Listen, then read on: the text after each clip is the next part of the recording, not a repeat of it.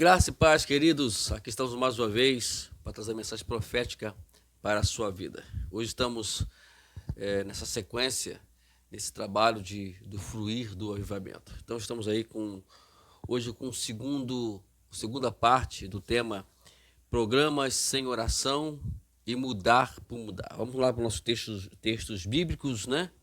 Nos textos bíblicos, primeiramente vamos ler no livro de Josué. Vamos lá, o livro abre aí. Josué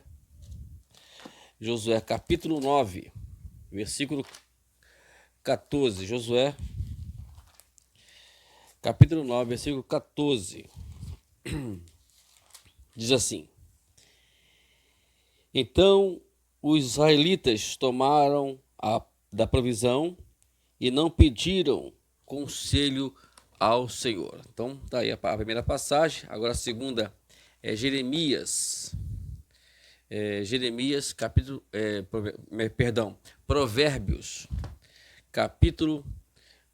capítulo 14, versículo 12. Provérbios capítulo 14, versículo 12, que diz assim: Há caminhos que um homem parece direito, mas ao cabo dá em caminhos de morte.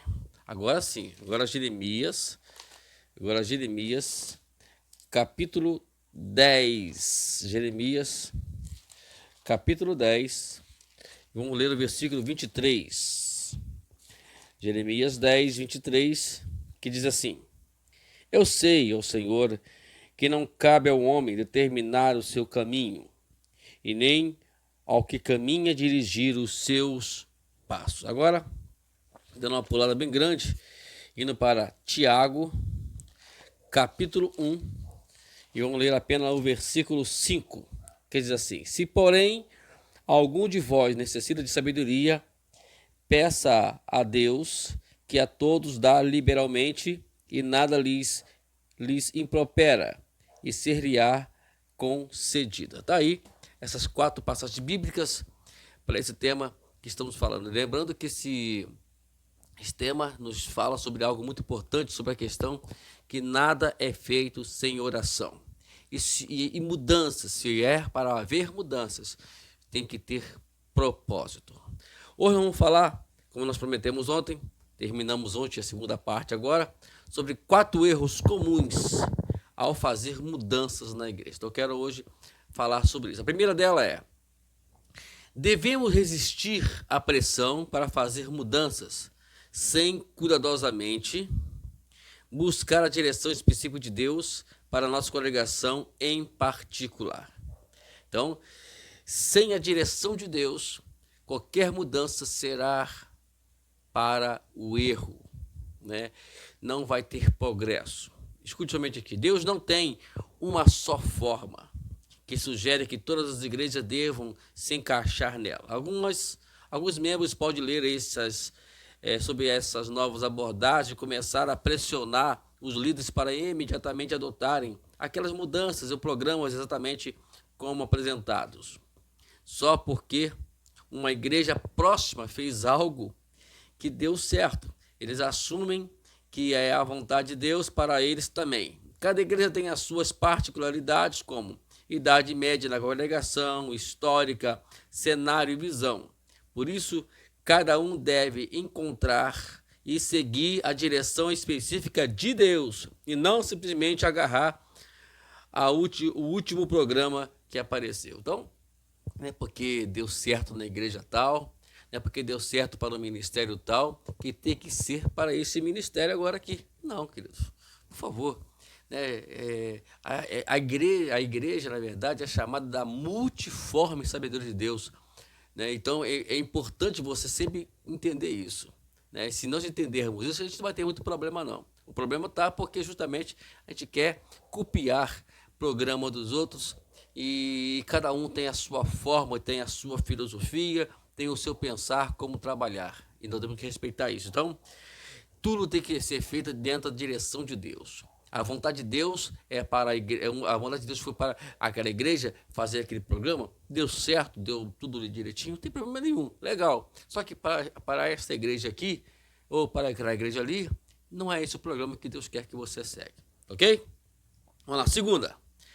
Devemos resistir à pressão de fazer mudanças que possam ser certas em conteúdo ou teoria, mas erradas no métodos e no tempo de execução. Isso aqui é muito importante. Vamos lá.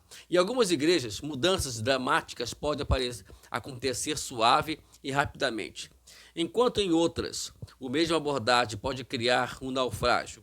Seguir a direção de Deus inclui como e quando, tanto quanto o que. Em outras palavras, é melhor levar 2 anos para processar uma mudança e manter uma unidade saudável do que forçá-lo em 6 meses dividir a igreja. É isso aí. Muitas igrejas experimentam danos desnecessários de visão por causa da pressa. Embora seja importante não ficar para trás quando seguimos a direção de Deus, é igualmente importante não passar na frente de Deus. Então, tem coisas que demoram, tem coisas que talvez não demore. Na igreja de lá foi rápido, mas a igreja de cá não pode demorar. Existem trabalhos a longo prazo, eu sempre falo isso, que principalmente quando trabalhamos com discipulados, que é um trabalho que tem que ter mais atenção, tem que ter mais a presença, então demora mais um pouquinho.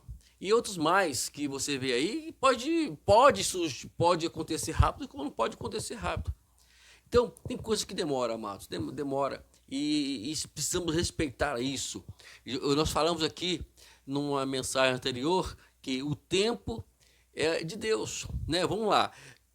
Cronos é o tempo nosso. Eu vi aquele 24 horas que nós temos aí. O de Deus é Kairos. Kairos é o tempo que Deus ele estabelece segundo o nosso desenvolvimento. Lembra de uma coisa, Deus conhece o nosso interior, Ele conhece a nossa estrutura e sabe se é tempo ou se ainda não é tempo. Tem que respeitar isso. Não tem como nós fugirmos disso, não, mas não tem como. Terceiro erro. Devemos resistir à ideia não bíblica de que guerras de transição sanguinolentas são simplesmente normais e inevitáveis. Eita, vamos lá, vamos ler aqui. Embora algum conflito seja esperado em grandes mudanças, se a direção e o tempo de Deus forem seguidos, normalmente há um dano mínimo e um crescimento máximo. Quando há necessidade de mudança, nosso Senhor está certamente preocupado com a transição aconteça com o maior amor e unidade possível. A crença de que é aceitável que um grupo passe por cima de outro simplesmente não é bíblica. Para Deus, tudo é uma questão de relacionamento, amá-lo e amar os outros como ele nos orientou. Então, outra coisa, deixa eu contar aqui uma coisa que geralmente acontecia muito lá na igreja, não sei se acontece agora, porque nós já desligamos da igreja, não estamos mais lá na igreja dirigindo mais, mas acontecia isso muito. E as pessoas achavam isso normais, ou entre aspas, normais praticamente. Todo o tempo, toda a festividade era uma briga danada sobre a questão de roupa, como o uniforme vai ser assim, como o uniforme vai ser assado. É claro que isso é falta de quê? É falta de sensatez, falta de respeito à liderança, falta de valorizar aquele que Deus colocou na liderança. E por conta disso, pessoas querem criar problemas. E acho normais isso, né? Normais essas guerras, né, e etc. Mano, eu considero o seguinte, não é normal, não é bíblica nós guerrearmos. Pode acontecer algum desacordo, sim, mas quando há o amor, quando todos entendem o que é o amor cristão, o que é o amor ensinado por Jesus, muitas dessas coisas podem ser evitadas. Mas isso faz com que a igreja não frua do avivamento, justamente porque querem achar que isso é normal acontecer. Não estou falando só da festividade que nós mencionamos aqui, não, mas de muitas coisas dentro da igreja em termos de mudança. Então, cuidado com isso. Vamos amar nossos irmãos, entendeu? Nós não cremos nisso. Nós não cremos que tem que ter guerra, tem que ter problemas. Não. Vamos parar com isso. Vamos lá, o último agora, número 4. Devemos resistir à falsa ideia de que certos estilos musicais, fórmulas de crescimento, programas e estruturas organizacionais são as chaves principais para o avivamento e crescimento. É outro absurdo. Querem achar que criarem programa, criarem estrutura, criarem tantas coisas, dizem que isso é crescimento da igreja, que é avivamento. A igreja está avivada, a igreja está no poder, a igreja está crescendo. Irmãos, isso não é crescimento. Vamos tomar cuidado com isso, tá bom? Vamos ler aqui essa parte aqui. Através da história, Deus tem mandado avivamentos avassaladores e explosão evangelística para uma vasta variedade de cultos, pregações e estilos organizacionais. Avivamentos avassaladores e o crescimento do reino nunca foram particulares em certos métodos ou estilos. No entanto, em cada mover do histórico de Deus, há 4 princípios imutáveis. Primeiramente, imutáveis, deixa eu antes falar disso, o avivamento e o poder neotestamentário são sempre centrados ao redor desses 4 princípios imutáveis, que são, primeiro, oração fervorosa, particular e corporativa. Como é que é particular? Eu oro por mim, a igreja ora particularmente por ela. E corporativa que tem que existir, que é a oração conjunta da igreja. Uma igreja que não se reúne para orar juntas, ela perde aí o seu conteúdo avivalísticos. Segundo é forte pregação bíblica. O que é uma forte pregação bíblica? É uma pregação com compromisso, com propósito. Eu sempre falo que a pregação expositiva, a pregação que venha trazer a Bíblia de uma forma bem clara, bem específica para as pessoas, para que elas entendam o que Deus quer nos falar intermédio da pregação da palavra de Deus. E terceiro, unidade relacional, isso é o mais importante. Veja que a igreja primitiva, no capítulo 2, versículo 42 e 47, fala ali justamente sobre isso. Sobre a questão toda da relação que eles tinham um com o outro. Ninguém passava necessidade, todos estavam envolvidos um com o outro, iam de casa em casa, partiam o pão de casa em casa. E a consequência dessa foi qual? Deus acrescentava as pessoas na igreja. Que glória. E número 4, arrependimento profundo. Queridos irmãos, a Bíblia não diz que nós não vamos pecar, mas a Bíblia nos ensina, se nós pecarmos, nós temos advogado juntamente ao Deus Pai. E por isso devemos nos colocar nessa posição. Mas para que viemos a buscar esse avivamento, precisa que haja avivamento profundo.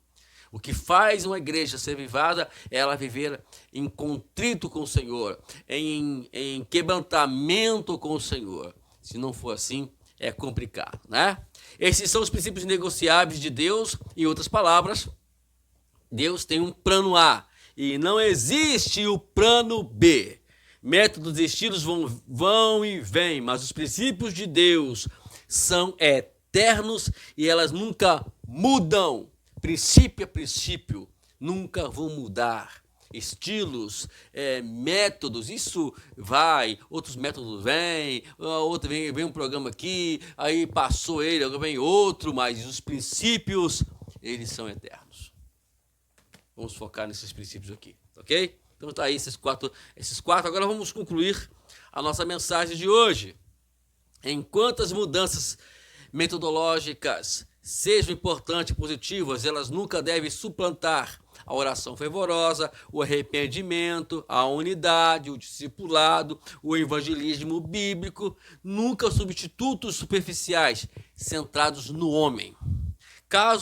Quando o caso é conceder poder à sua igreja, Deus tem tido sempre um só princípio, é aquele que nós mencionamos aqui, que é o bíblico, e princípio imutável, eterno, para receber o poder é a oração intensa, aquela oração fervorosa, intensa, o arrependimento profundo, a comunhão bíblica. Isso Deus não vai abrir mão nunca para que ele possa mandar um avivamento sobre a sua igreja. E para concluir, último ponto aqui, se a ênfase do crescimento da igreja fica desequilibrada, podemos ter multidões, mas poucos compromissos. Tá aí o resultado. Discipulado superficial e um declínio no número de batismo. Contrariando algumas filosofias, o objetivo não é só ser maior, mas crescer em equilíbrio bíblico saudável. As metas principais de Deus são sempre avivamento e o cristianismo neotestamentário equilibrado. Não somente grandes multidões, mas e melhor entretenimento. Embora algumas das filosofias de crescimento da igreja de hoje tenham elementos proveitosos, outras são biblicamente desequilibradas. Enquanto que o crescimento numérico possa de fato ocorrer, o fruto longo prazo será membros de igreja perdidos e cristãos superficiais que nunca chegam à maturidade e ao serviço cristão. Está aí toda essa conclusão que nós estamos falando aqui sobre esse tema, né? Sem oração, não existe nada sem oração. E aqui vemos que se você quer manter um evangelho equilibrado, um evangelho que vem, um evangelho, ou melhor, que você tenha uma igreja equilibrada, uma igreja que tenha crescimento, deve incluir ela dentro do evangelho. E né, se nós formos falar aqui, eu vou preparar uma mensagem, vou lembrar, vamos preparar uma mensagem aqui sobre o evangelho da paz. É o que nós queremos pregar aqui, uma mensagem sobre esse tema. É muito importante, eu vou trazer aqui para o canal para vocês, mas é muito importante que você entenda isso. O que é o evangelho para você? O evangelho, ele tem muitos pontos que precisamos levar em conta, que às vezes nós não levamos em conta. Então, por isso que precisamos nos focar do que é o evangelho. Antes de nós já falarmos ou nós vangloriarmos, dizemos que a nossa igreja está crescendo, que está sendo uma bênção, mas precisamos nos focar exatamente do que Deus pensa sobre isso. Tá bom? Deus te abençoe. Amanhã estaremos dando continuidade aqui. Programas sem oração e mudar por mudar. Até amanhã para mais uma mensagem profética para a sua vida. Deus lhes abençoe.